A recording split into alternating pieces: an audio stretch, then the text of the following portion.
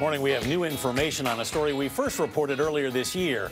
Buyers for one of America's largest gold buying companies were shortchanging customers desperate for cash by lying about the quality of their gold jewelry. 6 CBS stations around the U.S. worked together to investigate the fraud, led by Julie Watts of our San Francisco station, KPIX. This morning, she's here to show us what they found out since their first report. Good morning, Julie. Good morning. Yes, since our reports, the company THR and Associates shut down, and it's now the focus of various state and federal investigations. As a result, a number of former employees are coming forward and coming clean. Basically, if it's old gold or silver, we say, bring it in. One morning, he was a guest on a TV show. We'll get you a check on the spot. The next, those checks he wrote bounced, and this traveling gold buyer was wanted by police. It was very embarrassing. Kenny Birdsall says the company he worked for, THR and Associates, didn't tell him the checks were bad until it was too late.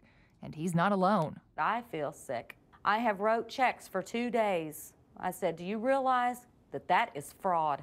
Like Birdsall, Dolly Dubard resigned after discovering she'd been writing bad checks. They're just 2 of the dozens of THR employees across the country who've now come forward to reveal what they say was a culture of deception within one of the nation's largest gold buying operations. Many former employees attribute the bounced checks to CEO Jeffrey Parsons and what they call an extravagant lifestyle.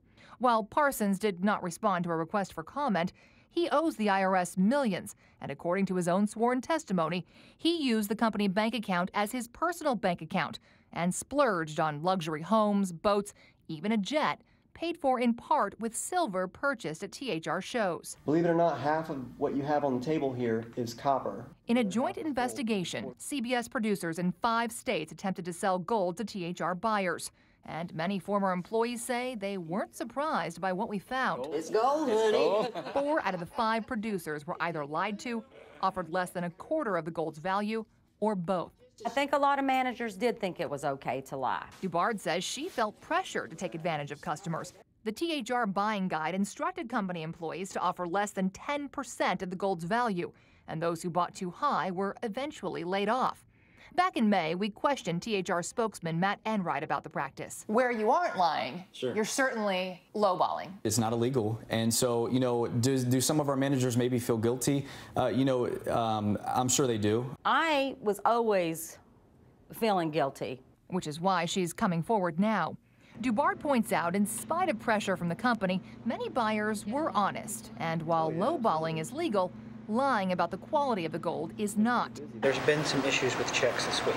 And then there were the bad checks. The company took in more than $200 million last year, yet bounced checks worth more than $1.7 million during April of this year alone. It's an unfortunate situation, to be honest. In May, THR promised to reimburse every customer, but many remain outstanding, and the company continued to write more bad checks. They even bounced a check to the IRS. THR blamed their bank for closing its account without warning, but even the company's spokesperson did not deny the bounced checks could be due to Parsons' spending. Do you think the bank unexpectedly closing your account has anything to do with Mr. Parsons using company funds for extravagant personal expenses? I don't know. It's a great question. I don't know. Enright resigned last month. Most roadshow employees have been laid off or quit, but not before they say Parsons ordered them to immediately ship him all remaining gold in spite of laws requiring the gold stay in many jurisdictions for 30 days after purchase. So they're asking me to break the law in California to ship this stuff out of state before the 30-day hold is up. And he goes, well, you put it that way, then yes. I'm not going to jail for Jeff Parsons. I'm done doing that man's dirty work. Jeffrey Parsons is now facing civil and criminal investigations at the federal, state, and local levels.